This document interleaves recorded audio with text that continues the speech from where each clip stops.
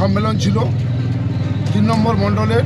সেই সম্মেলন থেকে ফিরে আসার সময়ই ও যখন রাত্রেবেলায় নিজের বাড়ির গন্তব্যস্থলে যায়, সেই সময়ই হয়তো বুঝতে পারেনি দু একজন ওকে ফলো করছিল। রাত্রি 2:30টার সময় প্রথমেই তার দোকান লুট করেছে। যা যা করার হয়তো দোকানে পেলেই তাকে মেরে দিত। না পাওয়ার জন্য তার বাড়িতে যায়। বাড়িতে যেয়ে বাবা, মা এবং তাপস 3জনেই শুয়েছিলেন। সেই মতো অবস্থায় গোটা বাড়িতে চারদিকে পেট্রোল দিয়ে এবং তার যে মশাল জেলে তাদেরকে পুড়িয়ে মারার যে চক্রান্ত করেছিল। তার পাশেই বাড়ি। কোনো কারণে বুঝতে পেরে শিকলটা যদি খুলে না দিত হয়তো 3জনই মারা যেতেন। একজন সাধারণ বিজেপির কর্মী সে বাড়ি বিজেপি করার জন্য তার বাড়িতে আগুন লাগিয়ে পুড়িয়ে মারার যে চক্রান্ত তৃণমূল কংগ্রেসের দুষ্কৃতিকারীরা করছে, যেহেতু 3-4 জায়গায় সিসি ক্যামেরা লাগানো আছে, যাতে তাদেরকে গ্রেপ্তার করা হয়। নচেত আমরা আগামী দিন তার বৃহত্তম আন্দোলনে আমরা নামব। বিজেপির অন্তর্কলহে এই ঘটনা ঘটে থাকতে পারে, পাল্টা অভিযোগ তৃণমূলের। এরা রাজনৈতিকভাবে দেউলিয়া হয়ে গেছে। ওনাতে বিজেপির গোষ্ঠীদ্বন্দ্ব মাথাচাড়া দিয়েছে। আমার সন্দেহ যে এখানে বিজেপির নিজেদের অন্তর্কলহের জেরে এটা হয়েছে কিনা। নিশ্চিতভাবে প্রশাসন এখানে ব্যবস্থা নেবে, প্রশাসন তদন্ত করবে। কিন্তু আপনাদেরকে বুঝতে হবে যে যেখানে ঘটনাটি ঘটেছে সেখানে বিজেপি কর্মীরা পৌঁছানোর আগে সেই অঞ্চলে তৃণমূল কংগ্রেসের নেতৃত্ব সহ আমাদের সমস্ত কর্মীরা সেই ব্যক্তির পাশে গিয়ে দাঁড়ায় এবং সেখানে আগুন নেভানোর কাজে হাত লাগায়। অভিযোগ করতেই পারে, বিজেপি অনেক অভিযোগ করে, পরবর্তীকালে সেগুলো সাপেক্ষে কোনো প্রমাণ দিতে পারে না। হাওয়া গরম করার জন্য বিধায়ক ঘুরে বেড়াচ্ছে।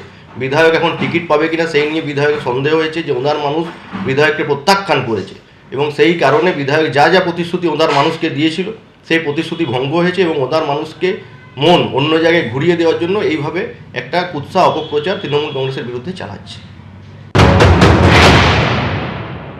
সকালবেলা অমর শাখা বিধায়ক জানিয়েছেন তিনি বিষয়টা পুরো নিয়ন্ত্রণ করছেন। আমি এই কর্মসূচির পরেই তার সঙ্গে কথা বলবো। আমরা পুলিশ প্রশাসনের উপর চাপও সৃষ্টি করব এবং ওই পরিবারের পাশে অর্থনৈতিকভাবেও দাঁড়াবো।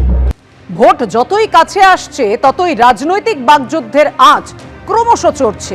আর এদিকে ভোটের আগেই ফিরল এই বাংলার সেই চেনা সন্ত্রাস। বিজেপি কর্মীকে সপরিবারে পুড়িয়ে মারার চেষ্টার অভিযোগ সামনে এলো।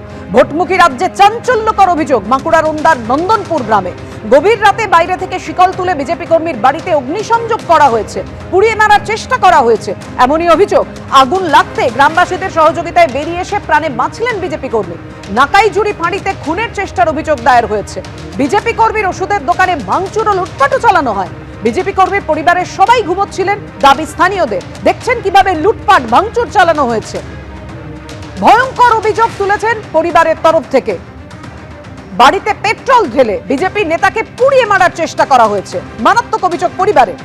পুড়ে ছাই হয়ে গেছে বাড়ি, দেখতেই পাচ্ছেন আপনারা। প্রথমে যে বসত বাড়িরা, তাপস বাড়িকে যে বসত বাড়ি নন্দনপুর গ্রামে, তোমাকে প্রথমে বসত বাড়িকে ছবিটা দেখাবো।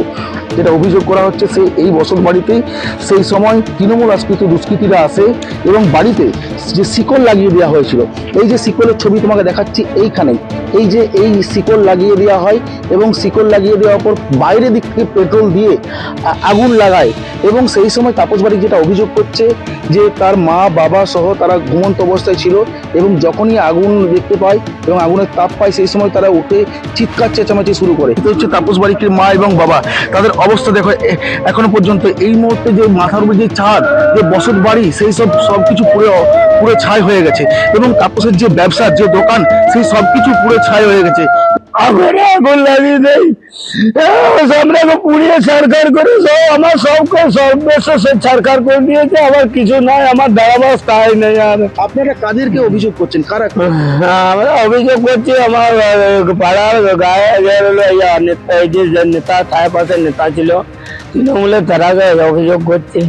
আমার তো কিছু নাই, আমরা থাকবো তারও জায়গা নাই। একটু ঘর ছিল আমাকে পুড়িয়ে করে দিল। আমাদের থাকবার নাই, আমাদের গাছ তলে থাকবার আমাদের টাকা পয়সা নাই। সকালে আক্রান্ত বিজেপি কর্মীর বাড়ি ও দোকানে যান অমরনাথ শাখা। তৃণমূল আশ্রিত দুষ্কৃতীদের কাজ, অভিযোগ ওন্দার বিজেপি বিধায়কের। এবিপি আনন্দ, এগিয়ে থাকে, এগিয়ে রাখে।